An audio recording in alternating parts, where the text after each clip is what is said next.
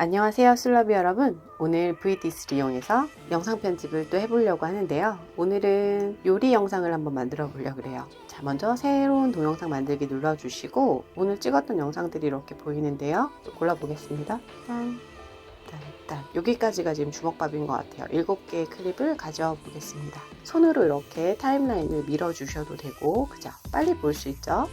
자, 그 다음에 패드를 가지신 분들은 펜슬로 좌우로 이렇게 움직이셔도 빨리 영상을 볼 수 있는 기능이에요. 이걸 스크러빙이라고 하는데요. 뭔가 이렇게 긁는 느낌이죠. DJ들 레코드판을 이렇게 긁을 때, 요즘 레코드판 안 쓰나요? 자, 이제 컷 편집을 해볼 건데요. 컷 편집이라는 것은 원하는 장면을 남기고 불필요한 장면을 제거하는 거죠. 계란을 깨고 넣는 장면인데요. 깨는 장면부터 쓸게요. 이 앞부분을 제거를 해야 되는데, 이 앞부분을 제거하려면 두 가지 방법이 있었죠. 트림을 하는 방법이 있고, 그리고 잘라내 버리는 방법이 있었어요. 자, 이 부분에서는 저희는 오늘 잘라내 볼게요.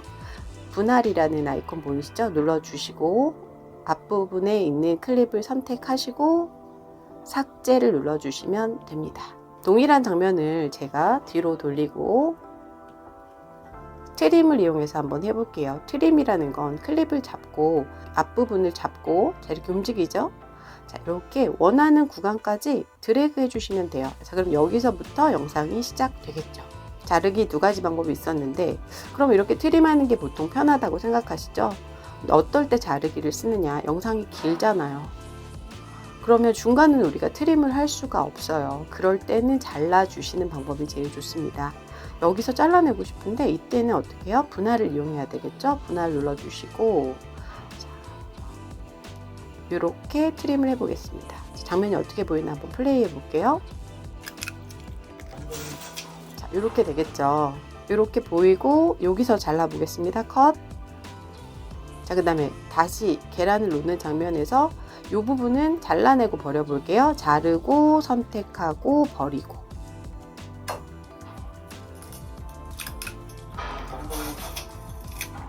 자, 이렇게 넘어가게 되겠죠. 이번에는 뒷부분을 트림해 볼게요. 영상이 좀 길어요. 그죠? 자, 여기서 제가 이렇게 막 믹싱을 하는 장면인데 뒷부분 트림 앞서서 중간 영상도 클립을 한번 편집을 해 볼게요. 계란을 넣고 여기서 좀 지루한 장면이 나올 것 같아서 일단 컷을 하겠습니다. 여기 넘겨볼게요. 스크러빙으로 쭉 보시면서 계란을 섞는 믹싱기를 갖고 왔어요. 자, 손을 바꿔 들고 이 장면까지 쓰겠습니다. 자, 이렇게 되게 길 때 어떻게 앞으로 가서 트림하는 것보다 이럴 땐 컷 해주시고 앞장면을 선택하고 과감하게 삭제. 자, 그러면 바로 이렇게 넘어가겠죠. 근데 이때 어때요? 장면이 여러분 좀 튀는 느낌이 나고 어색하죠? 그럴 때는 여기서 전환 효과를 한번 넣어줍니다. 하얀 거 보이시죠? 여기 선택하시고 디졸브 넣어줄게요. 좀 자연스럽게 이렇게, 그죠? 제가 믹싱하는 장면으로 넘어가요. 펌핑질을 하다가 손을 살짝 바꿔요. 이 장면 불필요한 것 같죠? 자, 그래서 펌핑을 하다 손을 바꾸기 직전에서 컷 하겠습니다. 저만의 노하우가 굉장히 많이 나가고 있어요. 그 다음에 손을 바꿔 잡고 제대로 다시 잡고 펌핑질을 하는 장면이죠. 이 정도 어떻게 우리 트림 또 해볼까요? 자, 잡고 당기고. 자, 그러면 이렇게 넘어갔죠. 바로 빨라지는 장면이 나오고 있어요. 여러분들 이거 배속 아니고 제가 열심히 하고 있는 장면입니다.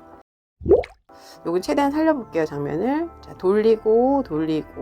자, 그 다음에 이제 마무리 부분을 한번 플레이 해볼게요. 이게 끝나는 장면이잖아요. 이 필요가 없을 것 같아요. 그래서 섞는 장면이 있는 곳까지 트림을 해보도록 하겠습니다. 이번에는 백 트림이죠. 뒤에서 트림을 해볼게요. 자, 클립의 끝을 잡고 드래그 하시면 됩니다.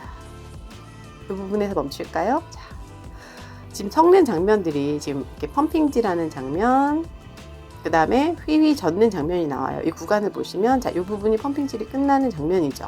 그러면 이때는 어떤 팁이 있냐면요. 장면이 바뀌는 그 부분을 잡으려고 하지 말고 적당한 부분에서 컷을 해주시고 새로운 동작을 하는 장면으로 가서 컷을 할 거예요. 컷. 중간에 있는 클립은 버리겠습니다. 자, 그 다음에 플레이를 해보면 이렇게 되죠. 이 장면이 어색하다. 그럼 여기다가 다시 또 장면 전환을 해주시는데 이때 여러 가지 장면 전환들이 있어요. 그쵸? 그럼 무엇을 써볼까 지금 생각을 했는데 이번에는 줌인 블러를 해볼게요.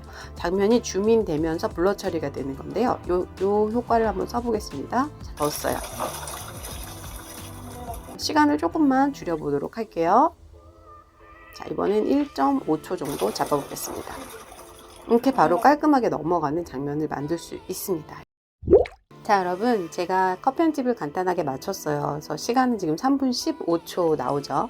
자, 이제 가다듬어 보도록 하겠습니다. 오늘 여기서 키포인트는 속도를 조절하는 방법을 같이 해볼 거예요. 화면을 어떻게 해요? 자, 이렇게 두 손가락으로 벌려주시면 타임라인이 넓어져서 작업하기 편해집니다. 벌리고 줄이고 벌리고 줄이고. 자, 벌려야겠죠? 저희가 아까는 계란 푸는 영상만 좀 이렇게 해봤죠? 계란을 이렇게 풀어서 싱싱 젓고, 이 싱싱 젓는 장면이 되게 지루할 것 같아요. 길을 것 같죠? 선택을 해보겠습니다. 자, 그리고 이 부분에서 속도를 조절할 건데요. 자, 속도 선택해 주시고, 지금 속도가 이렇게 나와요. 속도를 조절하는 방법은 플러스 하시면 속도가 빨라지겠죠? 그죠? 마이너스를 해볼게요. 자, 이렇게 왼쪽으로 드래그 하시면 그죠? 느려집니다. 곡선이라는 버튼이 있는데요. 이걸 눌러주시면 이 영상의 전체 클립의 속도를 지금 여기 나와 있는 대로 느려졌다가 다시 빨라지는, 그죠? 이게 속도의 곡선이에요. 올라가면 빨라지는 거고 내려가는 그래프는 느려지는 거고, 이렇게 조절을 저희가 할 수 있는데요. 자, 물론 이것 또한 내가 원하는 대로 속도를 조절할 수 있어요. 저는 처음에는 똑같은 속도로 가다가 그냥 빨라졌으면 좋겠어요. 그래서 여기서 살짝 올려주시고, 자, 여기도 이렇게 살짝 올려줄게요. 중간에 텐션 확 올려줄게요. 아니고 저는 이렇게 할 거예요. 여기를 이렇게 올려보겠습니다. 그냥 빠르게 갈 거예요.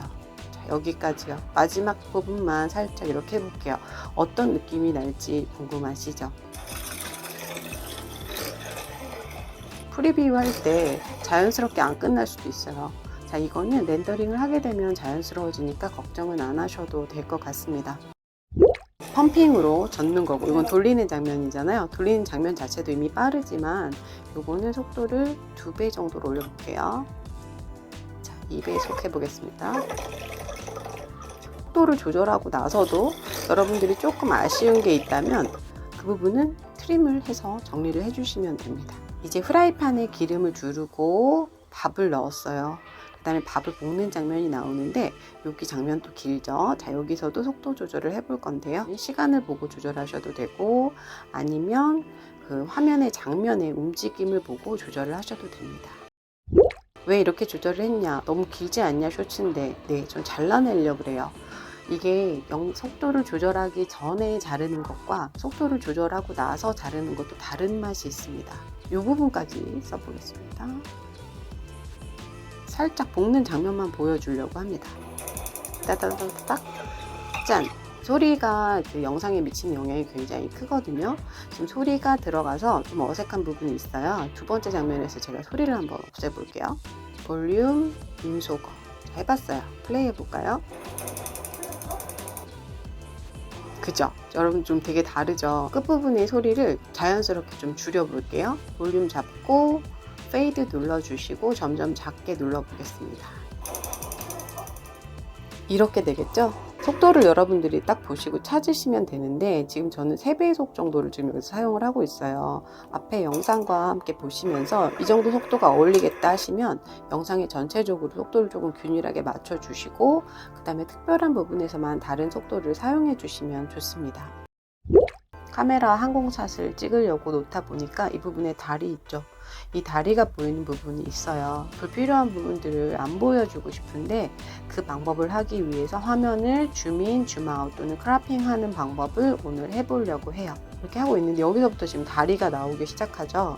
자, 이때는 여러분 원하는 클립을 선택해 주시고 자, 화면을 벌려 주셔야 되는데요. 펜슬 잠깐 놓고 벌려 보겠습니다. 자, 어때요? 그죠? 화면이 커졌죠? 자, 그리고 원하는 위치로 화면을 움직여 주시면 되겠어요. 그리고 스크러빙으로 정말 원하는 부분만 보이는지 확인을 이렇게 해주시면 됩니다. 자, 다음 구간으로 넘어갔는데요. 다음 구간에서도 지금 다리가 보여요. 자, 클립을 잡고 또 한번 해보겠습니다. 자, 벌려주시고 원하는 구간으로. 자, 그럼 이 장면만 딱 보이죠? 원하는 장면만 보이고 있어요. 자, 근데 문제는 여러 개의 클립을 찍었는데, 그죠? 이게 모두 다 이렇게 편집을 해야 되면 귀찮을 것 같아요. 카메라는 움직이지 않잖아요.